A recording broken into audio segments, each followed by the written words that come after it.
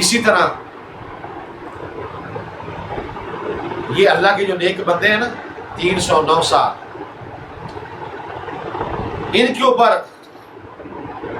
کچھ لوگ آئے، انہوں نے آ کے دیکھا، اور ان اللہ کے نیک بندوں کی جب مخبری ہوئی، وہ سکہ جب پکڑا گیا، وقت کا جو بادشاہ تھا اس کے پاس آئے، وہ یہ سمجھتے تھے کہ وہ دقیانوس پہلے والا ہی بادشاہ ہوگا، ان کو تو خبر نہیں تھی 309 سال گزر گئے، وہ بادشاہ تو چلا گیا، اس کا زمانہ ختم ہو گیا، اب مسلمان بادشاہ آیا ہوا تھا۔ اس مسلمان بادشاہ کے دور کے اندر اس مسئلے پر اختلاف ہو گیا کہ مرنے کے بعد انسان دوبارہ نہیں اٹھے گا، قیامت نہیں آ گئی، کوئی حساب و کتاب نہیں ہوگا۔ دو گروہ بن گئے مسلمانوں کو اس دور کے اندر۔ بادشاہ کے پاس یہ مسئلہ گیا کہ کچھ لوگ اس کو مانتے ہیں، کچھ نہیں مانتے۔ بادشاہ نے کہا اچھا میں اس کا فیصلہ کروں گا۔ اس نے اللہ تعالیٰ کی بارگاہ میں دعا کی۔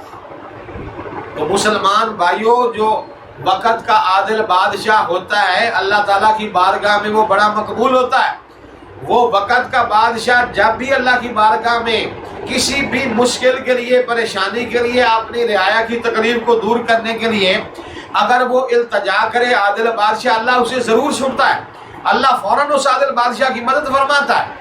اس بادشاہ نے دعا کی اللہ میری اس مسئلے میں مدد فرما، رہنمائی فرما، لوگوں کو پتہ چل جائے۔ اللہ نے مدد پھر اس انداز میں فرمائی کہ 309 سال کے بعد اللہ نے اپنے ان نیک بندوں کو دوبارہ اٹھا دیا۔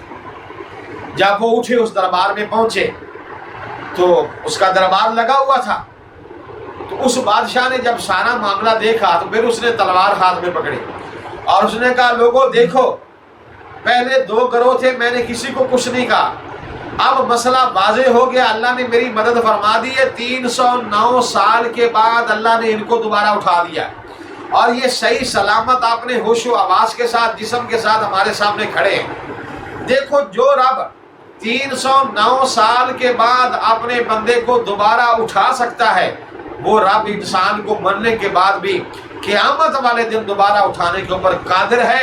اس لیے آج کے بعد جس نے بھی اس کے اندر کوئی اختلاف کیا میں اس کا سر قلم کر دوں گا۔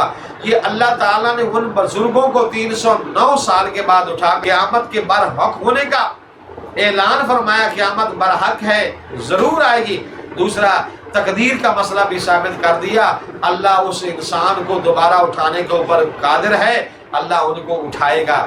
تو جب یہ لوگ اس بادشاہ کے دربار میں پہنچے، واپس آئے، ان کو سلا دیا گیا اسی غار کے اندر، تو کہنے لگے اب کیا کریں؟ کسی نے کہا یہاں بلند عمارت بنا دو، کسی نے کہا کوئی محل بنا دو، لیکن ان کا جو سردار تھے انہوں نے کہا نہیں، لَنَتَّخِذَنَّ عَلَيْهِ مَسْجِدًا، ہم یہاں مسجد بناتے ہیں تاکہ لوگ آئیں گے اور یہاں آ کر لوگ ذکر کریں گے، عبادت کریں گے، اپنے رب کو یاد کریں گے، اللہ اس کا ثواب ان کو زیادہ عطا فرمائے گا۔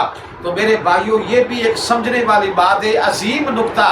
میں اہل سنت کا ادنا سا عالم ہونے کے ناطے یہ نقطہ بیان کر رہا ہوں کہ دیکھو اس زمانے کے اندر، یہ 1400 سال سے بھی پہلے کی بات ہے، وہ اللہ کے نیک بندے لیٹے ہوئے، ان کے ساتھ مسجد بنی۔ آج بھی جہاں اللہ کا کوئی نیک بندہ لیٹا ہوا ہے نا، اس کے ساتھ آپ کو مسجد نظر آئے گی، اور وہ مسجد کا ہونا بتاتا ہے یہ اللہ کا مقبول بندہ ہے، اللہ کا نیک بندہ ہے۔ داتا علی حج بیری کے مزار کے پاس مسجد نظر آتی ہے جو بتاتی ہے یہ مقبول ہے۔ بابا فرید کے مزار کے پاس مسجد نظر آتی ہے جو اشارہ کرتی ہے یہ اللہ کا مقبول ہے۔ خواجہ معین الدین چشتی اجمیری، حضرت بایزید بستامی اور کتنے اولیاء کرام بزرگان دین ہیں، سرکار غوث پاک کے مزار کے پاس مسجد، امام علی مقام کے روضے کے پاس مسجد، مولا علی شیر خدا کے مزار کے پاس مسجد، گنبد خضرا کے ساتھ مسجد۔